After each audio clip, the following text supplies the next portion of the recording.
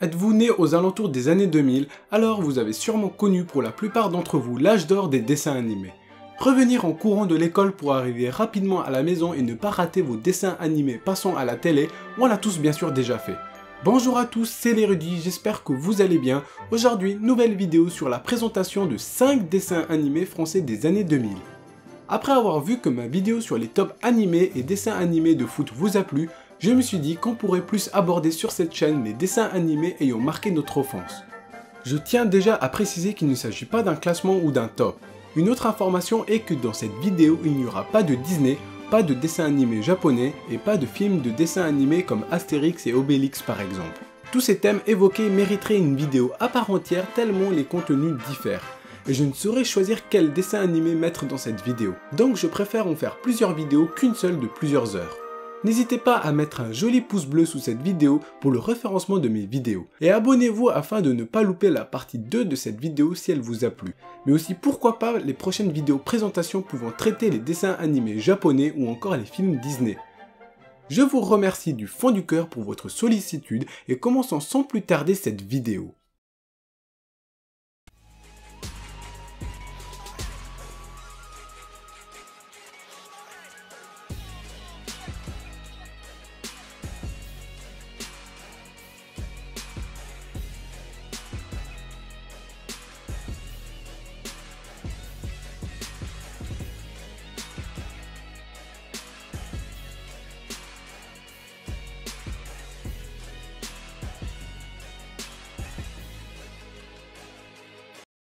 On commence directement avec un gros morceau que vous devez tous sans aucun doute le connaître, Code Lyoko. Une série télévisée d'animation française créée par Thomas Romain et Tania Palumbo et réalisée par Jérôme Mouscadet avec le studio Moonscoop. Il possède 4 saisons avec 97 épisodes de 25 minutes. Ce dessin animé a été diffusé dès 2003 sur France 3, puis durant les années qui suivent sur Canal J, France 4, Game One, Nickelodeon, mais aussi dans les chaînes belges, québécois, canadiens, espagnols, américaines, britanniques et j'en passe. En résumé, cette série a connu un prestigieux succès au niveau international. Code Lyoko nous raconte l'histoire de Jérémy, un collégien de 13 ans qui fréquente un pensionnat. Il découvre un super ordinateur quantique dans une usine abandonnée près de son école. En l'activant, il découvre un monde virtuel appelé Lyoko avec une fille artificiellement intelligente nommée Aelita piégée à l'intérieur. En activant ce monde virtuel, Jérémy réveille par la même occasion un dangereux programme appelé Xana, un programme multi-agent à la base créé par Franz Hooper, père de Aelita, pour contrer un projet militaire visant à couper les communications ennemies. En utilisant les pouvoirs de Lyoko, Xana peut posséder de l'électronique et des objets dans le monde réel comme un virus pour faire des ravages. L'objectif principal de Xana est d'éliminer toute personne consciente de l'existence du super ordinateur afin qu'il soit libre de conquérir le monde réel et de détruire toute l'humanité. Pour cela, il infecte des tours mémorielles qui lui servent d'intermédiaire avec le monde réel dans le territoire de Lyoko. Aelita est la seule ennemie de Xana présente sur Lyoko, mais elle peut compter sur l'aide de 4 amis, Yumi, Ulrich, Odd et Jérémy. Ils mènent une double vie dans le plus grand secret. Simples collégiens la plupart du temps, ils deviennent sauveurs du monde quand Xana lance une attaque. Ils doivent garder leur secret car si les autorités venaient à apprendre la menace que représente Xana, elles éteindraient le supercalculateur, cela entraînerait la destruction de Lyoko et Aelita disparaîtrait donc jusqu'à la prochaine réactivation du supercalculateur. Jérémy travaille donc sans relâche pour matérialiser Aelita dans le monde réel et arrêter les attaques causées par Xana. Ce groupe cherchera à protéger Aelita possédant la capacité de désactiver des tours qui arrêtent les attaques, sauvant ainsi les deux mondes de la sinistre entité virtuelle. Masterclass le scénario, une bande d'ados sauvant leur monde à de nombreuses reprises sans que personne ne le sache. Le rêve de tout enfant. Sans trop spoiler pour les personnes ne l'ayant vu malgré tout ce temps passé, nous avons une histoire intéressante avec un enjeu majeur qui est de sauver le monde. Au premier regard, on peut croire que le scénario avec les attaques ennemies sont les mêmes, mais en réalité plusieurs facteurs à la fois internes et externes viennent casser cette répétition. L'histoire reste par conséquent intéressante et nos ados doivent élucider différents mystères pour vaincre Xana. Le tout avec de l'humour, de l'action et même de l'amour. Oh, j'allais oublier, comment ne pas parler de l'emblématique générique ?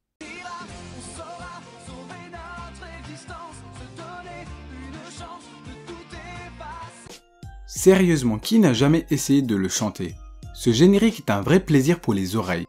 Nul doute qu'il a contribué à la popularité de ce dessin animé à travers tous les pays francophones.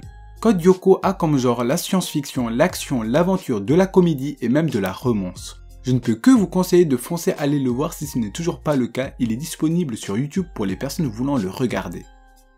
Encore un dessin animé historique et mondialement connu. Il est issu de la bande dessinée créée par Maurice en 1946. Je ne sais pas si vous vous rendez compte, mais l'histoire est sortie à la fin de la Seconde Guerre mondiale, donc il y a 77 ans.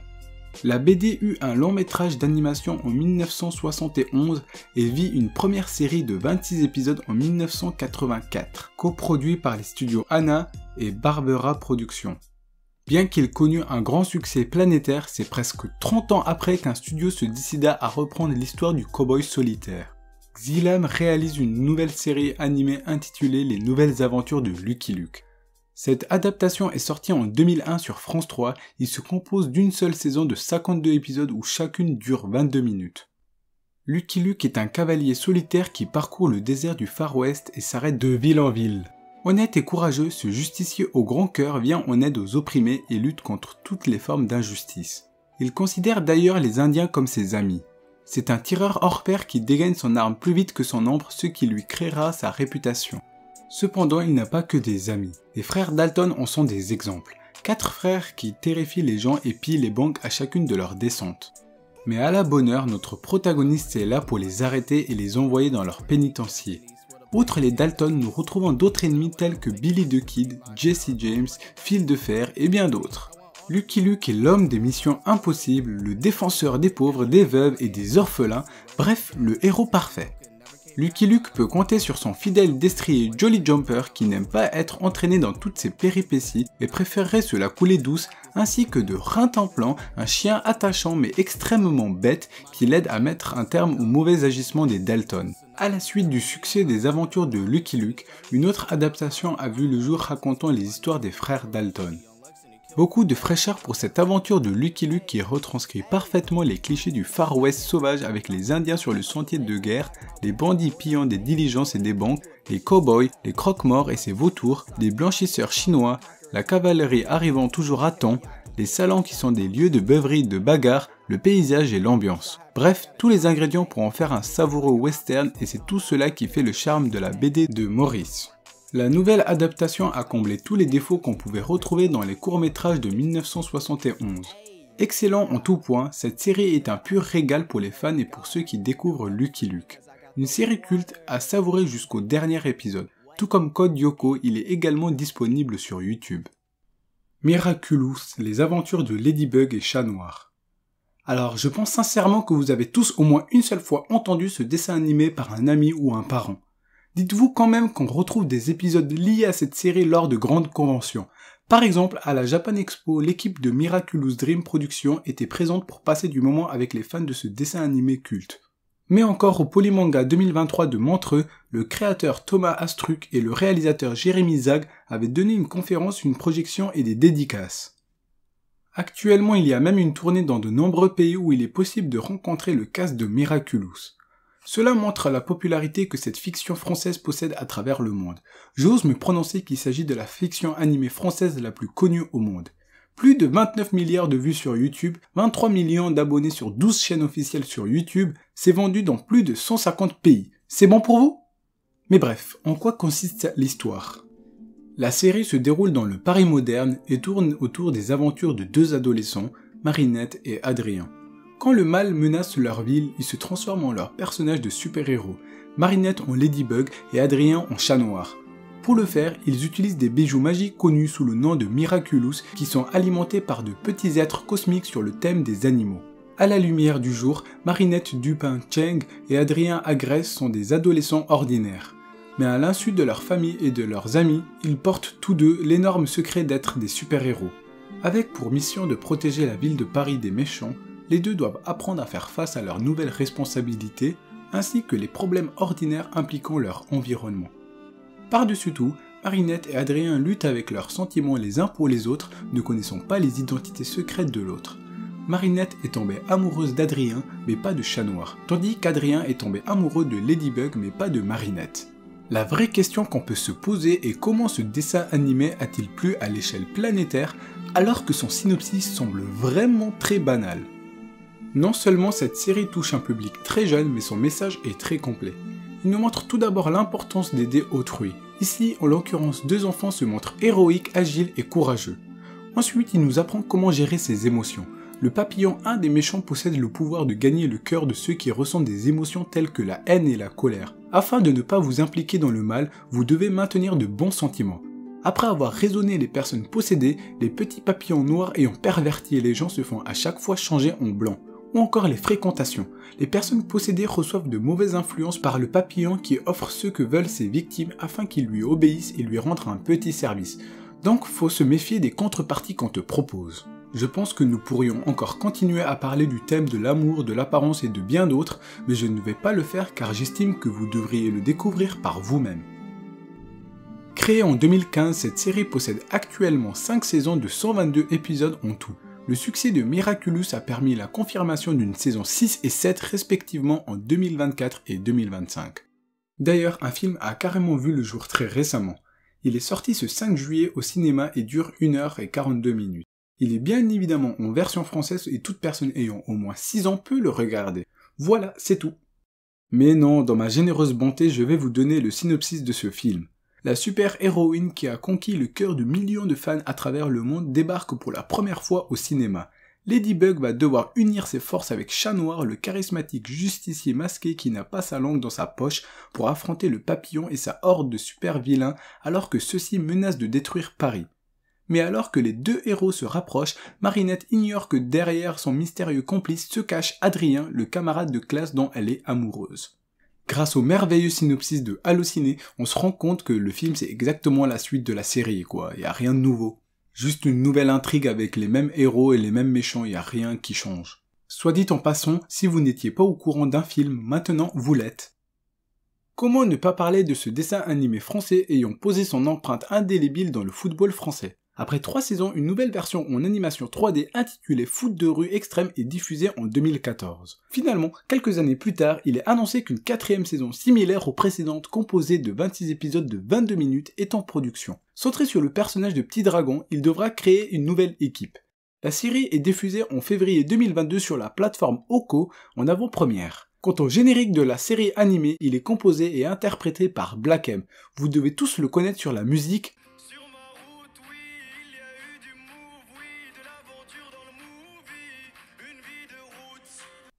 Tag passe tout son temps à shooter dans la cour avec ses amis Gabriel, Tarek et Nordine.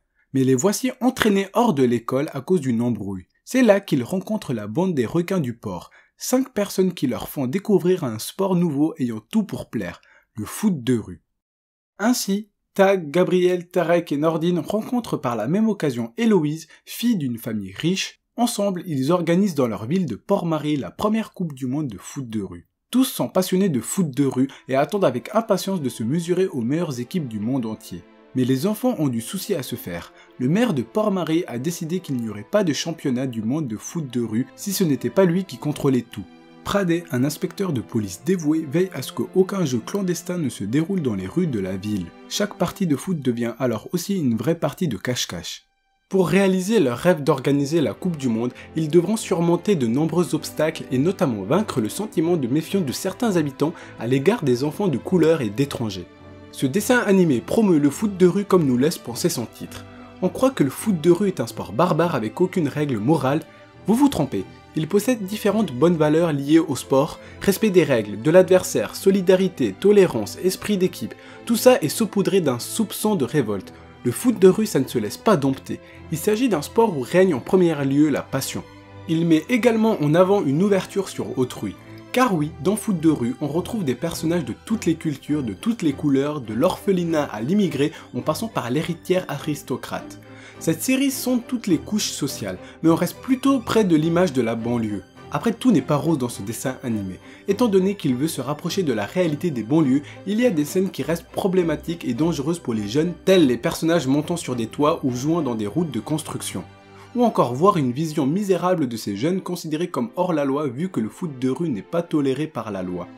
Ils doivent ainsi se cacher de la police et du maire pour y jouer. Je vous conseille néanmoins d'aller le voir si ce n'est toujours pas encore le cas. Il possède à l'heure actuelle 104 épisodes d'une vingtaine de minutes. un bon moment de détente à se créer. Et pour le dernier de cette liste d'animés que je vais vous recommander, il s'agit d'Angelo la débrouille. Et oui, tu ne t'y attendais pas à celle-là, je vais même le répéter, Angelo la débrouille. Produit par Team Tio et Cake Entertainment, il a été diffusé en 2009 et compte actuellement 5 saisons dont la dernière fut sortie en 2022 sur France 4. Quand on a 11 ans, la vie n'est pas facile tous les jours. Il y a les adultes, les frères, les sœurs, les maîtresses, tous ces rabat-joie qui te disent ce que tu ne dois pas faire, ce que tu dois dire et blablabla.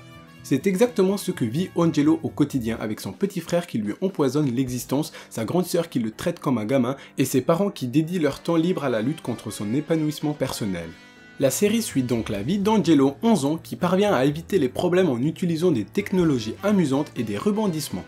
Avec ses amis Lola et Victor, il met en place des stratagèmes pour se sortir de n'importe quelle situation. Mais parfois, certains plans d'Angelo ne se déroulent pas toujours comme prévu. Mais malgré tout, Angelo reste toujours un personnage confiant et optimiste, se qualifiant de super justicier, presque aucune situation ne le déstabilise.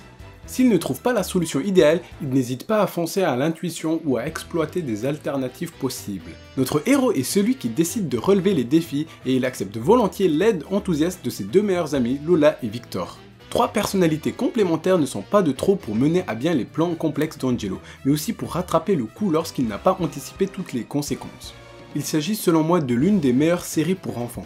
On a tous déjà au moins une fois rêvé d'être à la place de Angelo ou bien de pouvoir réaliser un pourcentage infime de ses idées. Eh bien lui, il les a presque toutes faites. Bon, je vous l'accorde, c'est un personnage de fiction, mais en regardant Angelo la débrouille, on ne peut que rester admiratif et envieux de telles actions. Cela étant dit, il est vrai que les scénarios vont parfois assez loin, surtout dans les dernières saisons, ce qui crée un côté loufoque et désagréable. Mais l'ensemble reste parfaitement bien retranscrit et expliqué. Les épisodes sont courts, environ à peu près 11 minutes, et à chaque épisode, une nouvelle intrigue voit le jour. Par conséquent, il est difficile de vous lasser de ce dessin animé. Vous n'avez rien à perdre, hormis peut-être perdre une dizaine de minutes en l'essayant. Si vous ne l'avez pas encore vu, je peux vous assurer que vous allez le raffoler jusqu'à vous empiler tous les épisodes possibles. Voilà, c'était les 5 dessins animés présentés par l'érudit. Si ce concept vous a plu, demandez-moi dans les commentaires une partie 2 et donnez-moi vos dessins animés ayant marqué vos jeunesses. Je ferai normalement d'autres vidéos de ce type dans l'avenir, donc abonnez-vous maintenant à cette chaîne pour ne pas rater la suite et les prochaines vidéos de ce format-ci. C'était l'érudit, ciao ciao!